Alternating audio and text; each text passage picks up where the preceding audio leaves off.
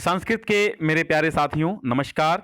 कक्षा 10 अगर आपने यूपी बोर्ड में संस्कृत ले रखी है तो आइए हम स्टार्ट करते हैं संस्कृत कथा नाटक कौमुदी के जितने भी चरित्र चित्रण हैं, यानी कि आपके यहां से 4 अंक आज होने ही होने हैं। एक चरित्र चित्रण आपका आएगा, किसी एक पात्र का चरित्र चित्रण करना होगा किसी एक पाठ से, तो आपको दो तीन दिए होंगे जिनमें से आपको एक करना होगा। आज हम ये 7 चरित्र चित्रण करवाएंगे। 7 में से अगर आप 4-5 भी तैयार कर लेते हैं तो आपके 4-5 अंक पक्के हो जाएंगे। तो पहला है गांधी जी का, जो कि बेहद महत्वपूर्ण चरित्र चित्रण है, बहुत ही महत्वपूर्ण चरित्र चित्रण है। ठीक है, तो पात्र परिचय थोड़ा सा दे दीजिएगा कि हमारी पाठ्य पुस्तक संस्कृत कथा नाटक कौमुदी के महात्मनः संस्मरणानि, कहां से? महात्मनः संस्मरणानि शीर्षक पाठ में महात्मा गांधी प्रमुख पात्र हैं। यानी जैसे आप संदर्भ लिखते हैं, ठीक है, वैसी बात कर रहे हैं आप, पात्र परिचय दे देंगे।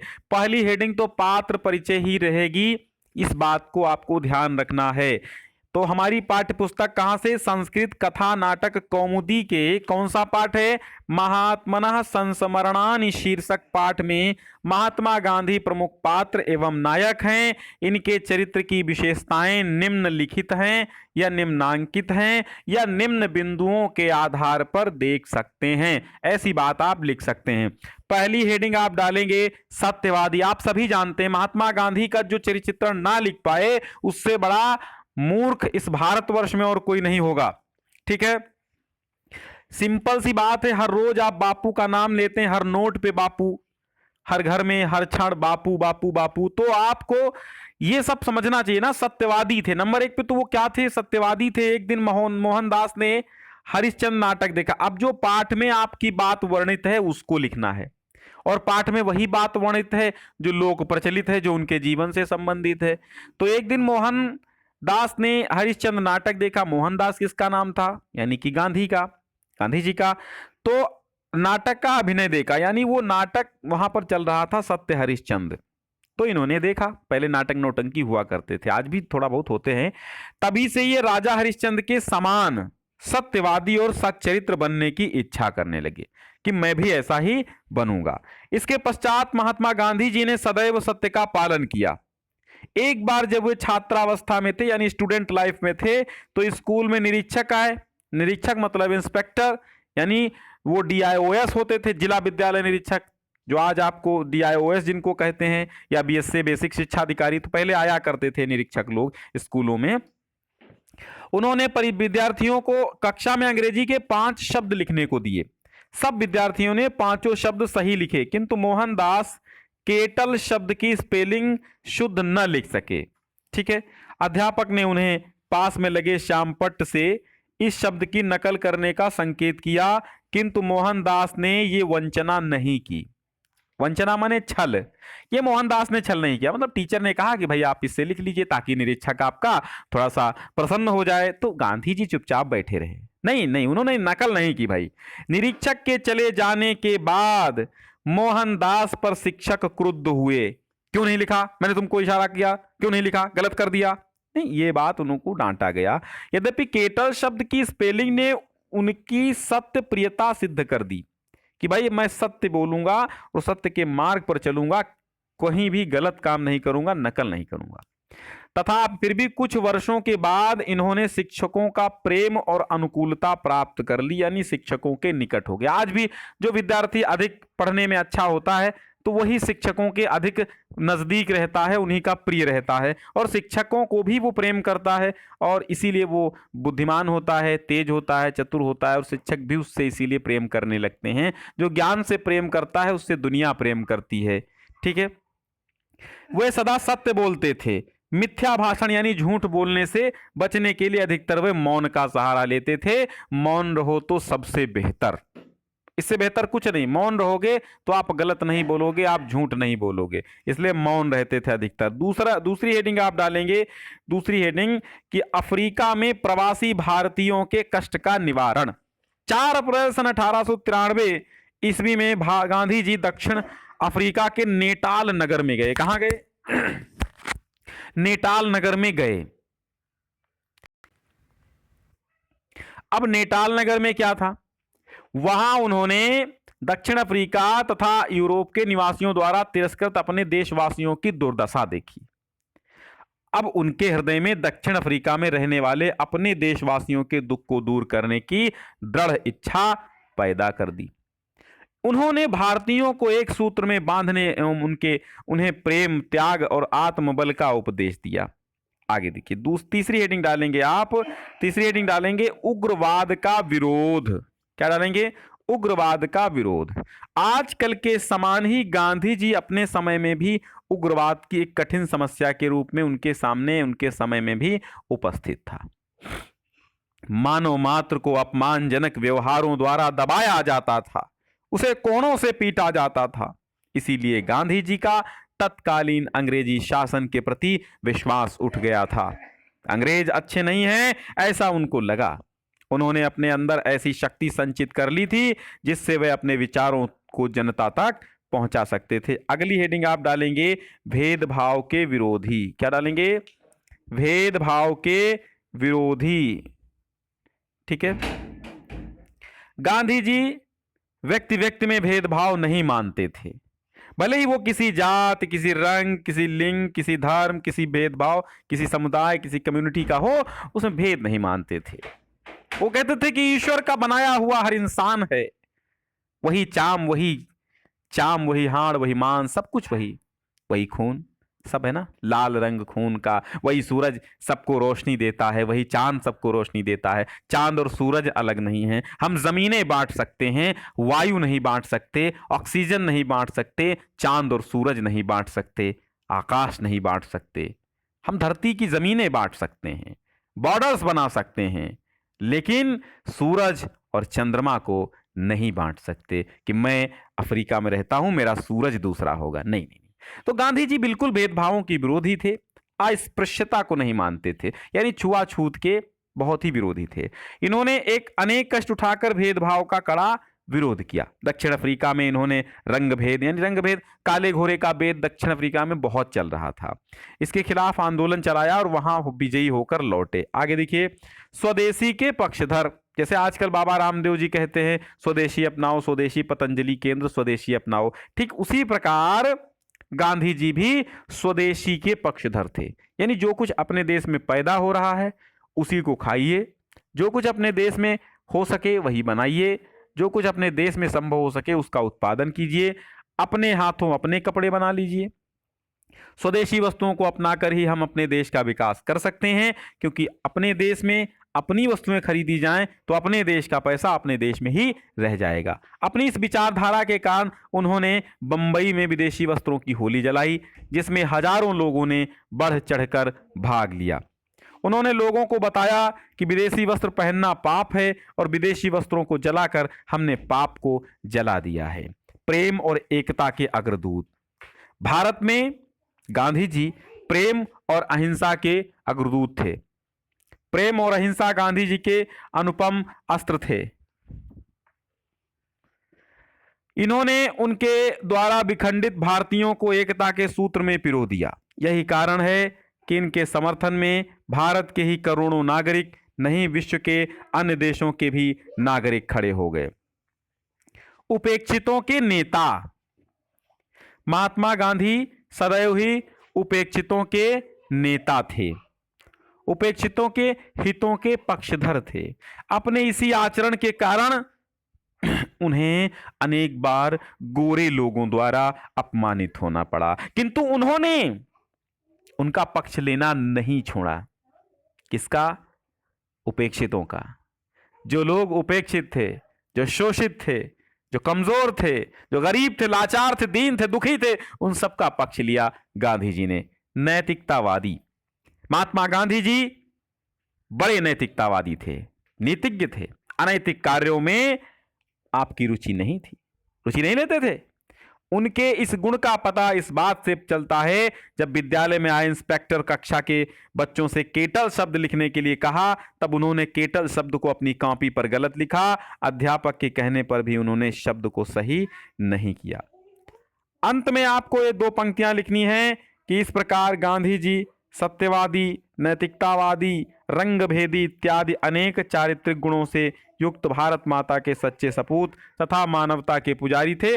अंत में ये बात आपको लिखनी है क्या कि इस प्रकार हम देखते हैं कि गांधी जी के चरित्र में सत्यवादिता, नैतिकतावाद, रंगभेद विरोधी आदि अनेक चारित्रिक गुण पाए जाते हैं।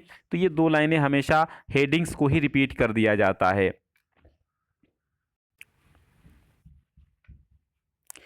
अब हम देखते हैं जीमूत वाहन का चरित्र चित्रण। किसका? जीमूत वाहन का चरित्र चित्रण। और ये जीमूत वाहन किस पाठ का है? तो आपका पाठ है कारुणिको जीमूत वाहनः। ठीक है बच्चों, एक बार शेयर कर दीजिए। मैं ये समझता हूं, मैं बार बार नहीं कहता हूं, मैं ये समझता हूं कि आपकी शेयर से किसी लाचार, किसी गरीब, किसी दुखिया का कल्याण हो सकता है, जिसके पास ट्यूशन पढ़ने के पैसे नहीं हैं, जिसके पास स्कूल जाने के पैसे नहीं हैं, प्राइवेट फार्म भर के पढ़ रहे हैं। तो ऐसे लोगों को, या जो अभी सो रहे हैं, सुप्तावस्था में हैं, हाल ही में एग्जाम होने वाला है, नज़दीक एग्जाम है और वो सो रहे हैं, तो कृपया जगा दीजिए। क्योंकि आप जब किसी एक व्यक्ति को जगाएंगे तो समझ लीजिए आप देश को जगा रहे हैं। तो जीमूत वाहन का चरित्र चित्रण बेहद महत्वपूर्ण है, कई बार आ चुका है। तो अब जो भी देखिए, हम इसमें जो जो जो भी चरित्र चित्रण दे रहे हैं वो सब इंपॉर्टेंट नहीं बल्कि मोस्ट इंपॉर्टेंट हैं। वैसे तो 15-20 चरित्र चित्रण आपके सिलेबस में हो जाया करते हैं, लेकिन मैंने मुख्य जो अधिकतर आए हैं और आया करते हैं और आने की संभावना है 99%, वही मैं दे रहा हूं। तो आप ध्यान से सुनिए, ध्यान से समझ लीजिए।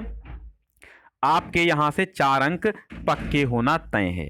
और मैं ये पीडीएफ आपको टेलीग्राम चैनल पर डाल दूंगा। टेलीग्राम चैनल ज्वाइन करने के लिए आप हमारे चैनल के अबाउट सेक्शन में जा सकते हैं, या फिर किसी अन्य वीडियोस की किसी भी वीडियोस की डिस्क्रिप्शन में आप देखेंगे तो टेलीग्राम चैनल का लिंक मिल जाएगा, वहां से आप ज्वाइन कर सकते हैं। तो परिचय सबसे पहले लिखेंगे। जीमूत वाहन जीमूत केतु का पुत्र था। किसका था? जीमूत केतु का पुत्र था। कौन? जीमूत वाहन। ये सुख वैभव में पला हुआ है, वो स्वभाव से ही करुणापूर्ण और परोपकारी है। कौन? जीमूत वाहन। कैसा है? करुणापूर्ण है। कैसा है? परोपकारी है। वो दूसरे के कष्ट को नहीं देख सकता। अब उसकी चारित्रिक मुख्य विशेषताएं इस प्रकार हैं। नंबर 1 तो मातृ पितृ भक्त है वो, यानी माता पिता का भक्त। जीमूत वाहन अपने माता पिता का भक्त है। वो नहीं चाहता है कि उसकी विपन्न दशा देखें। घायल होने पर भी वह उनका अभिवादन करने के लिए उठता है। देखिए आप, बेचारा घायल पड़ा था, फिर भी वो अपने माता पिता को अभिवादन यानी प्रणाम करने के लिए, नमस्कार करने के लिए उठा। अब ये होती है मातृ-पितृ भक्ति। दयालु, बहुत ही जीमूत वाहन स्वभाव से दयालु है। वो किसी के कष्ट को देख नहीं पाता है। शंखचूर्ण की मां का विलाप सुनकर वह गरुण का भोजन बनने के लिए वध स्थल पर पहुंच गया। देखो, इतनी करुणा उसके हृदय में है, इतना दयालु है। कौन? जीमूत वाहन। त्यागमय जीवन उसका है। जीमूत वाहन का जीवन त्यागमय। आप बढ़िया सा स्केच से, बड़ा अच्छे काले काले स्केच से खूब अच्छे तरीके से आप हेडिंग्स डालिएगा और लिखिएगा। स्टेंजा यानी गद्यांश बना करके, पैसेज बना करके लिखिएगा। बहुत ही सुंदर, बहुत ही अच्छे अंक आपको मिलेंगे। कटेंगे नहीं, अंक नहीं कटते हैं यार, ये भ्रम छोड़ो कि अंक कट जाते हैं। नहीं, अगर आपने अच्छा लिखा है तो अंक नहीं कटेंगे। तो गरुण के साथ वासुकी की यह शर्त थी कि वो गरुण के भोजन के लिए एक सर्प को प्रतिदिन भेज दिया करेगा। एक बार शंखचूर्ण की बारी आई। शंखचूर्ण कौन है? नाग है भाई, सर्प है। तो एक बार शंखचूर्ण की बारी आई तो शंखचूर्ण की माता का करुण क्रंदन सुन करके जीमूत वाहन शंखचूर्ण के प्राणों की रक्षा करने के लिए, वध के लिए निश्चित ही लाल वस्त्रों को पहनकर गरुण के पास वध स्थल पर पहुंच गया। और गरुण के द्वारा रक्त पिए जाते हुए भी जीमूत वाहन तनिक भी विचलित नहीं हुआ। तो अब ये क्या, ये समझ गया। अगला देखिए, आत्म बलिदानी। जीमूत वाहन शंखचूर्ण की रक्षा के लिए अपना बलिदान करता है, और इस कार्य को वो न तो यश की प्राप्ति के लिए करता है और न किसी अन्य स्वार्थ के लिए। उसके इस निस्वार्थ त्याग को देखकर गरुण भी आत्मग्लानि से भर जाता है और शंखचूर्ण को स्वयं भी शंखचूड़ को भी स्वयं से घृणा होती है तथा ये कहता है कि मैंने तुच्छ जीवन के लिए जीमूतवाहन जैसे महापुरुष का बलिदान करा दिया। ये आपका पाठ था कारुणिको जीमूतवाहन, करुणा से भरा हुआ जीमूतवाहन, करुणा, जीमूतवाहन की करुणता, यानी आप देख सकते हैं कि कितना दयालु था जीमूतवाहन, है ना, कितना दयालु था जीमूतवाहन कि उसने शंखचूड़ के प्राणों की रक्षा के लिए अपना बलिदान कर दिया। तो आप देखेंगे तो आप इस अंत में 2 पंक्तियां लिखेंगे, किस प्रकार हम देखते हैं जीमूतवाहन के चरित्र में मातृपितृ भक्ति, दयालुता, त्यागमय जीवन, आत्मज्ञानी आदि के गुण कूट कूट कर भरे हैं। अब हम आपको थोड़ी सी सूचना देंगे, बहुत समय नहीं, 5 सेकंड। देखिए, सब्सक्राइब करना तो भूलिए नहीं, क्योंकि जब सब्सक्राइब करेंगे तभी आपको सारे वीडियोस मिलेंगे। हमारा ये चैनल जिस पर आप देख रहे हैं ज्ञान सिंधु कोचिंग क्लासेज है, और हमारा दूसरा चैनल बीए स्टडी क्लास है। इस पर भी आपको अच्छे से अच्छे हिंदी और संस्कृत के वीडियो मिलेंगे। आप इसे भी सब्सक्राइब कीजिए हमारे ज्ञान सिंधु कोचिंग क्लासेस चैनल के साथ साथ, क्योंकि 2 चैनल से आप जुड़ेंगे तो हमारे साथ आप दोनों पर बरकरार रहेंगे। चलिए आगे देखिए, भविष्य में आप कक्षा 11 में 12 में जाएंगे, हम आपको सदैव पढ़ाएंगे। आप बीए में जाएंगे तब भी हम आपको बीए स्टडी क्लास पर मिलेंगे और पढ़ाएंगे, इसलिए दोनों चैनल सब्सक्राइब कीजिए। शंखचूड़ का चरित्र चित्रण, ये भी आपका कारुणिको जीमूतवाहन नामक पाठ से है, यानी शंखचूड़ और जीमूतवाहन दोनों देखिए एक ही पाठ के पात्र हैं। अब परिचय थोड़ा सा देखेंगे। यह एक गुणग्राही सर्प है जिसको सर्पराज वासुकी ने गरुण का भोजन बनने के लिए उसके पास भेजा है। उसके चरित्र की विशेषताएं निम्नवत हैं। दयावान है। अब शंखचूड़ कैसा है? दयावान है। शंखचूड़ एक दयावान सर्प है। वो दूसरे के दुख को सहन नहीं कर पाता है। जीमूतवाहन के माता पिता एवं पत्नी की दीन दशा देखकर उसका हृदय दया से भर जाता है। वो अपने आप को धिक्कारने लगता है। इसलिए हम देखते हैं कि शंखचूड़ दयावान भी है। शंखचूड़ भैया सत्यवादी भी है। शंखचूड़ सत्यवादी सर्प है। वो जीमूतवाहन के माता पिता को संपूर्ण वृत्तांत सही सही बता देता है। इसके उपरांत वह गरुड़ के पास पहुंचकर अपने प्राणों की चिंता न करते हुए उसे सच सच बता देता है कि तुम्हारा भक्ष जीमूतवाहन नहीं मैं हूं। तुम मुझे खाकर अपनी क्षुधा शांत कर लो, भूख शांत कर लो। हैं? आगे देखिए, बुद्धिमान भी है। कौन? शंखचूड़। जीमूतवाहन के माता पिता जब उसके द्वारा सुनाए गए वृत्तांत को सुनकर मूर्छित हो जाते हैं तब वो जान लेता है कि ये दोनों उस उपकारी के माता पिता हैं। चेतना लौटने पर वो उनसे कहता है कि गरुड़ ने सर्प न होने के कारण शायद जीमूतवाहन को न खाया हो और वो जीवित है। हमें रक्त चिन्हों के द्वारा उनकी खोज करनी चाहिए। संभवतः वे उसे खोजने में सफल हो जाते हैं। ये दोनों घटनाएं उसके बुद्धिमान होने का साक्ष्य प्रस्तुत करती हैं। आगे देखिए, हाँ, आपका ये जो है 3 ही हेडिंग्स हैं शंखचूड़ के चरित्र चित्रण में, बहुत ज्यादा नहीं है। ये दयावान, सत्यवादी और बुद्धिमान 3 हेडिंग्स डाल के आप शंखचूड़ का चरित्र चित्रण कर दीजिएगा। अब आता है यौतुकः पाप संचयः में बहुत ही इंपॉर्टेंट रमानाथ रंभा का चरित्र चित्रण है। तो ये दोनों ही आप समझिए, बहुत ही इंपॉर्टेंट है। ठीक है, हम ज्ञान के लिए पढ़ें, यही हमारा उद्देश्य होना चाहिए, ना कि एग्जाम में अच्छे मार्क्स लाने के लिए। एग्जाम में अच्छे मार्क्स तो आ ही जाएंगे जब हम ज्ञानी होंगे। तो पहले ज्ञानी बनिए, काबिल बनिए। काबिलियत आपके पास है तो सफलता आपके कदम तो चूमेगी ही, वो तो आपकी दासी हो जाएगी। रमानाथ का चरित्र चित्रण देखिए। अब रमानाथ रंभा के पति और सुमेधा एवं चपला के ससुर हैं। कौन? अब बताइए, रमानाथ रंभा के क्या हैं? पति हैं।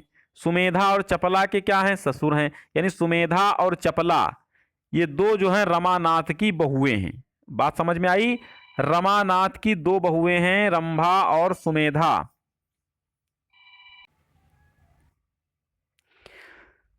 तो अब ये बात तो आपको समझ में आ गई कि रमानाथ, रंभा रमानाथ की पत्नी है, सुमेधा और चपला 2 बहुएं हैं। ठीक, विनय के समधी हैं। समधी कौन है? विनय। और मित्र भी हैं, यानी विनय रमानाथ का मित्र भी है और समधी भी है। यौतुकः पाप संचय। यौतुक माने होता है दहेज। पाप संचय माने पाप को इकट्ठा करना। दहेज पाप का संचय है। इस पाठ के अनुसार इनकी चारित्रिक विशेषताएं निम्नलिखित हैं। दूरदर्शी, रमानाथ कैसे व्यक्ति हैं? रमानाथ भाई दूरदर्शी व्यक्ति हैं। इनकी पुत्रवधू सुमेधा अपने साथ दहेज नहीं लाई है और दूसरी पुत्रवधू चपला अपने साथ बहुत सारा, ढेर सारा दहेज लाई है। अब इस कारण इनकी पत्नी रंभा जो है चपला का बहुत सम्मान करती है, गृह कार्य में निपुण सुमेधा का तिरस्कार बहुत करती है, उसको कष्ट देती है। यानी जो घर का काम करती है, कम दहेज लाई है इसलिए उसकी इज्जत नहीं है, और जो काम नहीं करती है, धन ज्यादा लाई है तो उसकी इज्जत है। ये अपनी पुत्रवधू सुमेधा का जीवन कष्टयुक्त तथा असुरक्षित जानकर सुमेधा के पिता विनय को पत्र लिखकर बुलाते हैं। कौन? उसे अपने घर ले जाने का परामर्श देते हैं। अब नंबर 2 हेडिंग, शांति के इच्छुक। अब भैया शांति के इच्छुक हैं कौन? रमानाथ। वो चाहते हैं भैया शांत रहे घर, बस घर में शांति के अत्यधिक चाहने वाले हैं। पत्नी के अत्याचार और कष्टों से बचाने हेतु सुमेधा को उसको पिता के घर भेजना चाहते हैं, जिससे परिवार में उत्पन्न अशांति यानी झगड़ा कलह का वातावरण दूर हो और पुनः शांति हो। गुणों के पारखी, ये सुमेधा के गुणों को अच्छी प्रकार जानते हैं। सुमेधा गुणवती है, गृह कार्य में निपुण है, उदार है, सेवा परायणा है और वो इसके गुणों के कारण उसका आदर करते हैं। ये चाहते हैं कि जब तक उनका पुत्र विदेश से लौट कर नहीं आता तब तक सुमेधा अपने पिता के घर पर सुरक्षित रहे। अगला देखिए, कृतज्ञ। कृतज्ञ माने किया गया उपकार मानने वाले। ये अपने साथ होने वाले उपकार को सदा स्मरण रखने वाले हैं। इनके दुर्घटना में घायल हो जाने पर सुमेधा ने अपना रक्त देकर इनको जीवन दान दिया है और उसके इस उपकार की घटना को ये कभी नहीं भूलते। हाँ, सुमेधा के गुणों के कारण उसका महत्व स्पष्ट शब्दों में स्वीकार करते हैं। आगे देखिए बच्चों, एक छोटी सी सूचना, अगर आप हाई स्कूल में हैं और संस्कृत का अभी सिलेबस पूरा नहीं किया है तो ये देखिए पूरे 42 वीडियोस हैं, 42 वीडियोस हैं। अभी इसमें आप जाकर के चैनल पर देख लीजिए। स्वर संधि यानी सारी संधियां इसमें, इस प्लेलिस्ट में संधियां मिल जाएंगी। व्याकरण से संबंधित प्लेलिस्ट भी है, संस्कृत के निबंध वाली ये प्लेलिस्ट है, तो आप ये सब चैनल पर अभी जाकर देख लीजिए। अब आगे है सुमेधा का चरित्र चित्रण। ठीक है, सुमेधा यानी जो अपने घर से दहेज नहीं लाई है, रमानाथ की बहुरिया है। सुमेधा का चरित्र देखिए, सुमेधा सुसंस्कृत नारी है, सभ्यतावान है, विनय की पुत्री है, रमानाथ की ज्येष्ठ पुत्रवधू यानी बड़ी बहुरिया है। रंभा इसकी सास है, चपला इसके देवर की पत्नी है ना, चपला देवरानी है। यो तो कहा पाप संचय नामक पाठ के अनुसार इसकी चारित्रिक विशेषताएं निम्नलिखित हैं। अब नंबर 1 पे तो क्या है? सुशिक्षिता एवं गुणवती। सुमेधा सुशिक्षिता है, सुंदरी है, गुणवान है, युवती है। बस एक ही कमी है कि बेचारी दहेज नहीं ला पाई है अपने पिता के घर से। इसके सौंदर्य, उच्च शिक्षा एवं सद्गुणों से प्रभावित होकर धनी रामनाथ के ज्येष्ठ पुत्र यानी बड़े पुत्र ने इससे स्वयं ही प्रेम विवाह कर लिया, लव मैरिज कर ली थी, बस इसके गुणों को देखकर। ठीक है, अब देखिए विनम्र। सुमेधा व्यवहार से विनीत है, विनम्र है, स्वभाव से विनम्र है, व्यवहार से विनीत है। उसकी विनम्रता ने उसे सहिष्णुता भी सिखा दी। सहिष्णुता मतलब सहनशीलता भी सिखा दी। सहिष्णुता माने सहनशीलता। ससुराल में अत्यंत प्रताड़ना सहने पर भी वो अपने पिता के मुख से अपने ससुर की निंदा में एक शब्द भी नहीं सुनना चाहती। वो अपने पिता से कहती है कि आप मेरे श्रद्धेय ससुर की निंदा न करें। इस परिप्रेक्ष्य में सुमेधा की विनम्रता को परम कोटि की विनम्रता कहा जा सकता है। उदार हृदया। अब जो सुमेधा है एक उदार हृदय की विवाहिता महिला है। उसकी विद्वता, कुलीनता, सहिष्णुता आदि गुण उसकी उदार हृदयता में चार चांद लगा देते हैं। वो स्वयं को सदा प्रताड़ित करने वाली क्रूर हृदय ससुर रमानाथ के दुर्घटना में घायल हो जाने पर अत्यधिक व्याकुल हो जाती है। वो अपने दुखद अतीत को भूलकर अपना रक्तदान कर मरणासन्न ससुर को जीवन दान देती है। धन्य है सुमेधा और धन्य है उसकी उदार हृदयता। सेवा परायणा। देखिए जो सुमेधा है बेचारी सेवा परायणा औरत है। अपने शरीर की क्षमता का अतिक्रमण कर सुमेधा दिन रात अपने सास ससुर की सेवा में संलग्न रहती है। यद्यपि वह निरंतर चपला देवरानी जो चपला है उसकी सुख के मुकाबले में दुख ही दुख झेलती है, अर्थात चपला को सुख की अधिकता है और सुमेधा को दुख की कमी है। इतने सुमेधा को दुख ज्यादा है, ठीक है। इतने पर भी वो अपनी सेवा परायणावृत्ति में 0% भी कमी नहीं आने देती। उसके इसी गुण ने तो क्रूर हृदय ससुर को कहलाया था। वस्तुतः सुमेधा सभ्य, शिक्षित और प्रशंसनीय गुणवती वधू है। ससुर के हृदय में क्रूरता के स्थान पर सहृदयता का संचार कर देने का महत्वपूर्ण सत्कार्य करने वाली सुमेधा ही तो है। रमानाथ ने अंत में विनय सुमेधा के पिता से वास्तविक स्थिति को खोलते हुए ठीक ही कहा है कि विनय, अब मेरे लिए सुमेधा का दुख असहनीय हो गया है, इसलिए जब तक मेरा पुत्र विदेश से वापस हो तब तक के लिए आप अपनी यानी मैं अपनी पुत्रवधू सुमेधा और आपकी बिटिया को आपको धरोहर के रूप में समर्पित करता हूँ। ससुराल के प्रति आत्मीयता माने अपनापन। सुमेधा को जब पता चलता है कि उसके ससुर रमानाथ दुर्घटनाग्रस्त होकर अस्पताल में हैं, तो वो अपनी सास रंभा के साथ अस्पताल में जाती है और आत्मीयता के साथ ससुर की सेवा करती है। अब रंभा का चरित्र भी थोड़ा सा इंपॉर्टेंट है, इसलिए रंभा का भी चरित्र हम लेकर के आए हैं। बच्चों, ये फिजूल की बातें नहीं हैं, आप पूरा वीडियो देखिए, सभी के चरित्र समझ लीजिए। एक बार समझ लेंगे तो आप कहानी टाइप में बनाकर भी लिख सकते हैं। अगर आप समझेंगे नहीं तो लोग बनाकर भी नहीं लिख पाएंगे, ठीक है। रंभा का चरित्र चित्रण तुक्का तभी लगता है जब एक बार पढ़ा होता है। रंभा धनी रमानाथ की पत्नी है। रंभा जानते हैं सास है सुमेधा और चपला की। वो अधेड़ अवस्था और स्थूल माने मोटे शरीर वाली स्त्री है। यौतुका पाप संचयः नामक पाठ के अनुसार इसकी चारित्रिक विशेषताएं इस प्रकार हैं। धन से प्रभावित होने वाली जो रंभा है, रंभा वो क्या है, वो धन की चकाचौंध से प्रभावित होने वाली स्त्री है। पहले ये अपनी पुत्रवधू सुमेधा के सेवा भाव एवं गुणों की बहुत प्रशंसा करती है, किंतु जब से इसकी छोटी बहू आती है चपला, तब बहुत अधिक दहेज वो ले आती है और 2 सेविकाएं नौकरानी भी लाती हैं। तब से इनकी दृष्टि में चपला का महत्व बढ़ जाता है और दहेज न लाने वाली गुणवती ज्येष्ठ पुत्रवधू सुमेधा इनकी आंखों में खटकने लगती है। वो दहेज लाने वाली चपला के साथ आदर और प्रेम का व्यवहार करती है और दहेज न लाने वाली सुमेधा को बेचारी को अपमानित करती रहती है, दुर्व्यवहार करती है, डांटती है, फटकारती है ना। गरीब असहाय हो जाता है। यहाँ तक कि इनके कारण सुमेधा का जीवन कष्टपूर्ण, असुरक्षित और दुख से परिपूर्ण हो गया है। वास्तविकता से परिचय। अब वास्तविकता से परिचय कैसे होता है, देखिए। अब जो वास्तविकता से परिचय यानी एक सामान्य घटना रंभा को वास्तविकता से परिचय करा देती है। रंभा के पति रमानाथ एक दुर्घटना में घायल हो जाते हैं और मिशन अस्पताल में भर्ती हो जाते हैं। ये सूचना प्राप्त होने पर रंभा अपनी ज्येष्ठ पुत्रवधू सुमेधा के साथ अस्पताल जाने की तैयारी कर रही है और उसी समय सजी धजी उसकी छोटी पुत्रवधू चपला वहां आकर अपने मां के घर उत्सव में जाने की अनुमति मांगती है। उसकी सास रंभा कहती कि चपला, तेरे ससुर दुर्घटनाग्रस्त हो गए हैं, वे अस्पताल में हैं, मेरे साथ चलो, न जाने क्या आवश्यकता पड़ जाए। चपला अपनी सास रंभा को कहती हुई चली जाती है कि अस्पताल में रोगी की चिकित्सा करना डॉक्टर का काम है, सेवा के लिए नर्सों की कोई कमी नहीं है। यदि सेवा ही आवश्यकता है तो सुमेधा को ले जाओ, सेवा करने में बहुत चतुर है। मैं वहां जाकर क्या करूंगी, मेरा माँ के घर वास्तु उत्सव में जाना आवश्यक है।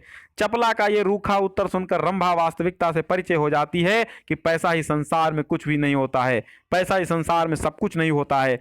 फिर उपकार से दबी हुई रंभा को अस्पताल में पहुंचकर पता चलता है कि पति रमानाथ को रक्त की, खून की आवश्यकता है, खून की जरूरत है और बिना खून के उनके प्राण नहीं बचेंगे। और जिस रक्त समूह की उन्हें आवश्यकता है वो रक्त समूह अस्पताल में उपलब्ध भी नहीं है। सुमेधा का रक्त समूह यानी ब्लड ग्रुप उनके ब्लड ग्रुप से मैच कर रहा है और सुमेधा प्रसन्नता से हठपूर्वक अपना रक्त देकर ससुर रमानाथ के प्राण बचाती है। और इस त्यागपूर्ण रक्तदान की घटना से रंभा अपने पुत्रवधू सुमेधा का बहुत उपकार मानती है। वो सुमेधा को अपने सुहाग रमानाथ की रक्षिका बताती है, जीवनदायिनी मानती है। इस घटना से उसके मन से धन की चकाचौंध का प्रभाव समाप्त हो जाता है। रंभा की दृष्टि से स्वार्थनी चपला का महत्व समाप्त हो जाता है और गुणवती सुमेधा का महत्व बढ़ जाता है।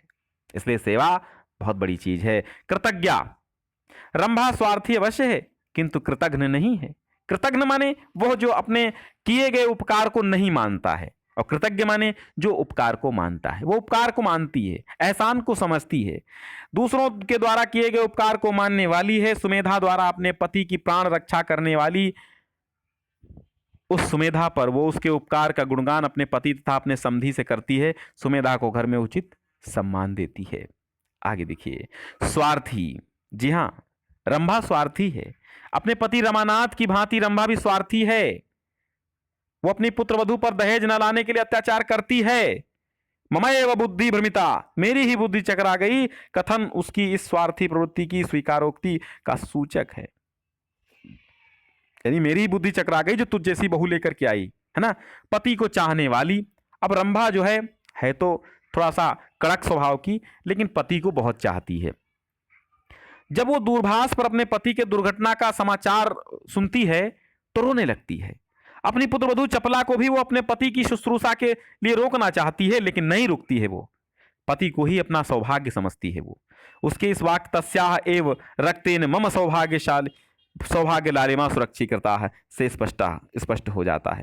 यानी वो कहती है तस्याह एव, उसके ही रक्तेन, रक्त से, मम माने मेरे, सौभाग्य लालिमा, मेरी सुहाग की लाली सुरक्षित की गई। आगे देखिए, अगर आपको संस्कृत याद नहीं होती तो आप नहीं हिंदी लिख सकते हैं, कोई दिक्कत नहीं है। दहेज को पाप संचय समझने वाली। पहले तो जो रंभा अधिक दहेज लाने के कारण चपला का आदर करती थी, आज क्या है, दहेज न लाने के कारण सुमेधा के साथ अनादर व्यवहार करती थी। दहेज को पाप का संचय समझने लगी आज। क्यों? क्योंकि उसके पति रमानाथ जब दुर्घटनाग्रस्त हो जाते हैं, उनको खून की आवश्यकता होती है, तो दहेज से खून नहीं मिलता, खून देती है उदार हृदया उनकी क्या, सुमेधा यानी उनकी बड़ी बहू। चपला के दहेज ने मुझे स्वार्थनी बना दिया। उन्होंने क्या कहती हैं, विवेक प्राप्ति का वो अपने विवेक प्राप्ति का अवसर बताती हुई कहती हैं कि चपला के दहेज ने मुझे स्वार्थनी बना दिया और मेरी बुद्धि को भ्रमित कर दिया, जिसके कारण मैं ये भी ना जान सकी कि कौन अपना है और कौन पराया है। हितैषियों की परीक्षा आपत्ति के समय होती है। आपत्ति काल में ही हितैषियों की परीक्षा होती है कि आपका कौन मित्र है, कौन शत्रु है, ये ऐसे नहीं पता चलता है। मेरी आंखों की चकाचौंध को दूर कर दिया, साथ ही बुद्धि के भ्रम को समाप्त कर दिया। अब मैं समझ गई हूं कि वास्तव में सद्गुण ही जीवन में काम आते हैं, न कि दहेज। दहेज तो पाप से संचित किया गया धन है।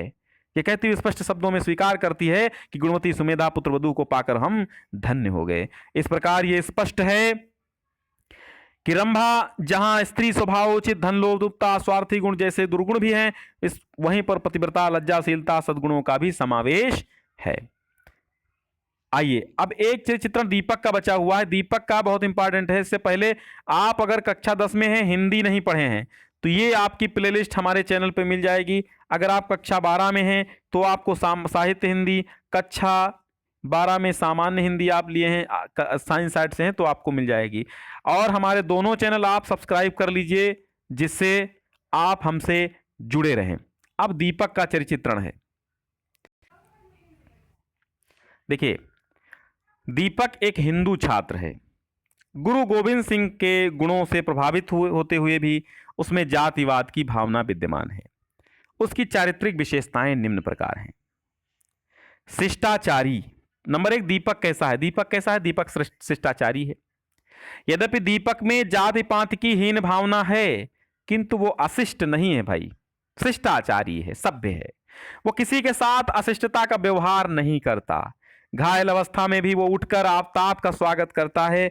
आफताब के रक्तदान द्वारा स्वस्थ होने पर वो आफताब को साधुवाद देता है, उसे सच्चा मित्र मान लेता है। होली के अवसर पर अपने घर पर वो आफताब का जोरदार स्वागत करता है। जाति पाति का पक्षपाती जो दीपक है, एक ऐसा हिंदू छात्र है जो हिंदू धर्म के समान प्रचलित सिख धर्म और उसके 10वें गुरु के प्रति सच्ची और श्रद्धा आस्था रखता है, लेकिन आफताब के साथ भोजन ना करके ये सिद्ध कर देता है कि वो हिंदू मुसलमान को पृथक रूप से समझता है। परिवर्तित विचारधारा वाला जो दीपक है, प्रारंभ में संकीर्ण जातिगत भावना का पोषक प्रतीत होता है, किंतु आफताब द्वारा जब उसकी प्राण रक्षा की जाती है तो उसकी विचारधारा परिवर्तित हो जाती है और जातिवाद की संकीर्ण भावना से वो ऊपर उठ जाता है। सभी धर्मों को एक समान मानने लगता है। कभी वो आफताब के साथ बैठकर भोजन नहीं करना चाहता, किंतु कालांतर में उसका आलिंगन करता यानी गले मिलता है। ईद के त्यौहार पर उसके घर जाकर उसे ईद की बधाई देता है और होली के त्यौहार पर आफताब को अपने घर बुलाकर उसका पर्याप्त आदर सत्कार करता है। तो दिवाली में अली बसे हैं, राम बसे रमजान में।